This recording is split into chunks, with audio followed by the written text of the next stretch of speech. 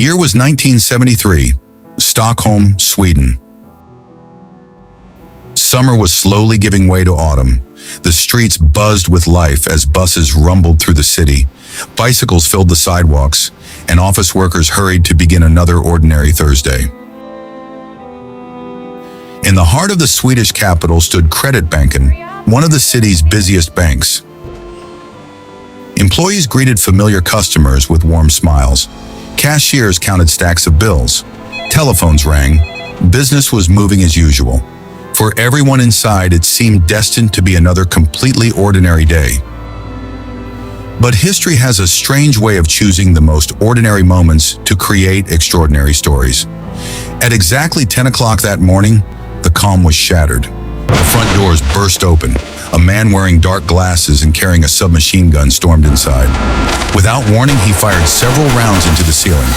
The deafening gunshots echoed through the bank. Customers screamed. Employees ducked behind counters. Papers flew into the air. The gunman looked around the room and shouted in Swedish, "The party has just begun." Those chilling words marked the beginning of one of the most famous hostage crises in history. A crisis that would give the world a psychological term still used more than 50 years later. But the story you've probably heard is only part of what really happened. Today, we're uncovering the astonishing true events behind the name Stockholm Syndrome and why many psychologists now believe the world's understanding of it may be completely wrong. The gunman was 32-year-old Jan Erik Olsson. Only weeks earlier, he had been released from prison. He wasn't interested in quietly rebuilding his life. Instead, he planned something bold enough to force the entire country to watch. His demands were surprisingly specific. He wanted millions of Swedish kroner. He wanted weapons. He wanted a getaway car. Most importantly, he wanted his friend, Clark Olofsson, released from prison and brought to the bank. The authorities were stunned. Normally, governments refused to negotiate with armed criminals. But 4 innocent lives were now at stake. Inside the bank, Olsson selected 4 employees as hostages. 3 women, 1 man. They had no idea they would spend nearly a week trapped inside a bank vault. Outside, police surrounded the building. Television crews arrived. Reporters crowded the streets. Within hours, the entire nation was watching. The question everyone asked was simple. How would this end? No one could have imagined the answer. To everyone's surprise, Swedish authorities agreed to one demand. Clark Olofsson was brought to the bank. Officials hoped he could convince his friend to surrender peacefully. Instead, he stayed with Olsson. Together, the 2 men held the hostages inside the bank's vault. The vault became their world. Day blended into night. The hostages slept on the cold floor. Fear never disappeared. Every sound from outside raised new anxiety. Would police storm the building? Would gunfire erupt? Would they survive? Yet something unexpected began to happen. Olsson and Olofsson did not constantly threaten or abuse their captives. They spoke with them, shared conversations, offered blankets, allowed them to move around within limits. When one hostage became frightened, the captors attempted to calm her. This wasn't kindness. The hostages knew they were still prisoners. The guns never disappeared. Escape was impossible. Death always felt close. But compared to the uncertainty outside, the behavior of their captors became strangely predictable. And predictability can feel comforting when your life hangs by a thread. Meanwhile, police debated increasingly dangerous rescue plans. One proposal involved pumping gas into the vault. Another involved drilling through the ceiling. The hostages learned about some of these plans. Instead of feeling rescued, they became terrified. Several feared police actions could trigger a deadly shootout. Ironically, they sometimes felt safer with the armed men standing beside them than with the unknown consequences of a rescue attempt. As the crisis continued, one hostage was allowed to call Sweden's prime minister. Millions listened as details emerged. Instead of begging authorities to attack the bank, she criticized the government's handling of the crisis. She expressed concern that police actions might get everyone killed.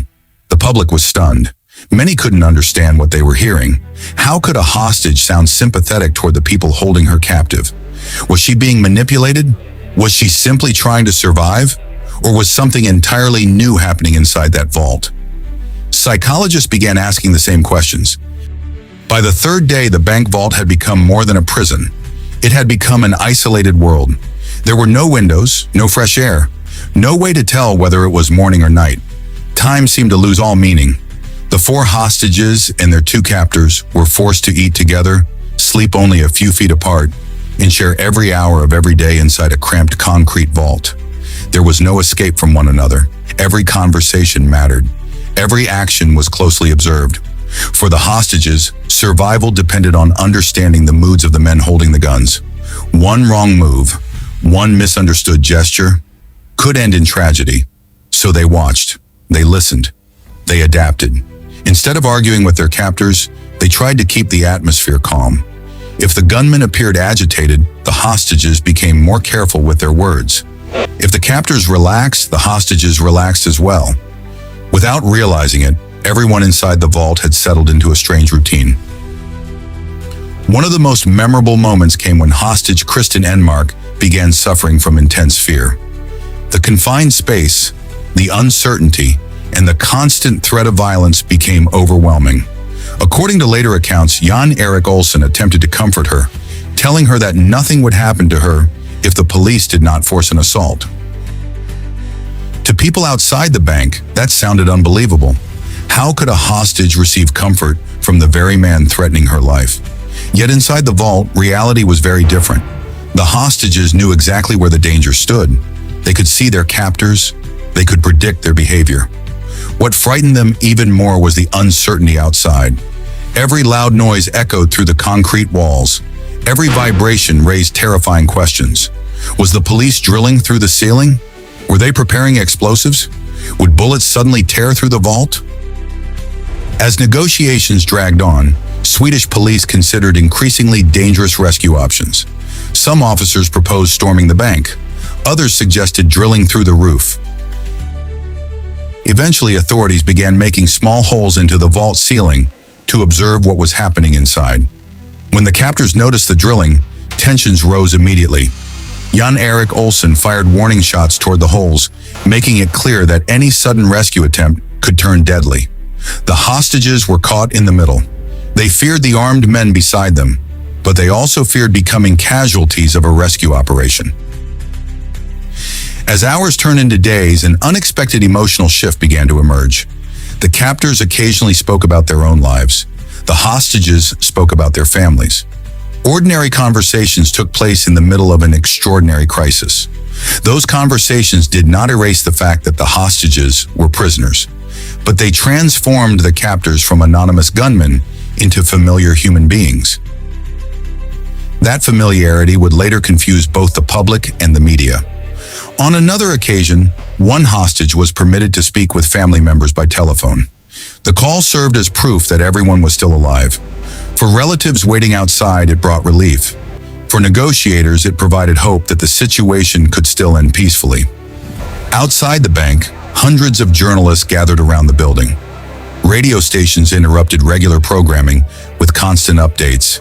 Television cameras remained fixed on the entrance day and night.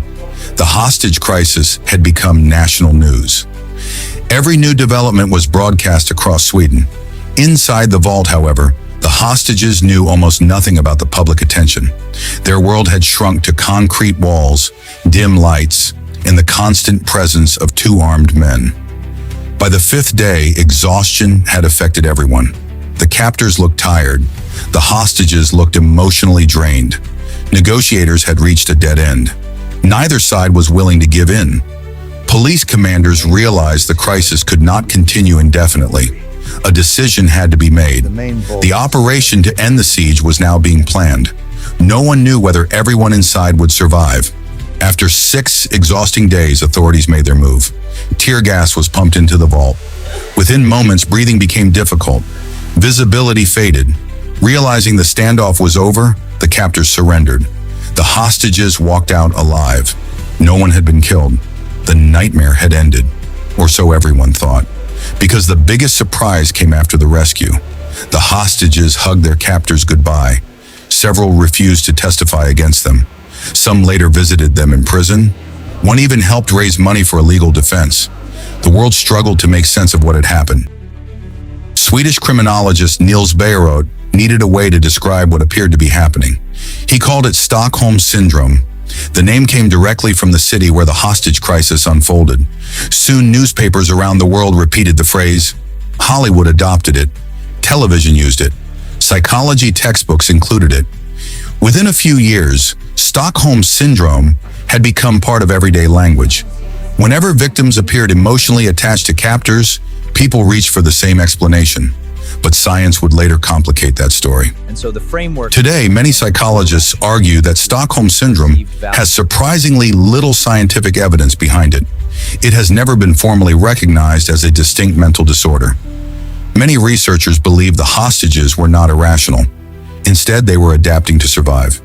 When your survival depends entirely on another human being, building trust, even with a dangerous person, may be one of the brain's most powerful survival strategies. Whether you believe Stockholm Syndrome is a real psychological condition or simply a misunderstood survival response, one fact remains beyond debate. A 6-day bank robbery in Stockholm forever changed the language of psychology. And that's exactly why it's called Stockholm Syndrome. If you enjoyed discovering the fascinating stories behind the names we use every day, don't forget to like this video, subscribe to Why It's Called, and let us know in the comments which name or phrase you'd like us to uncover next. Until next time, stay curious.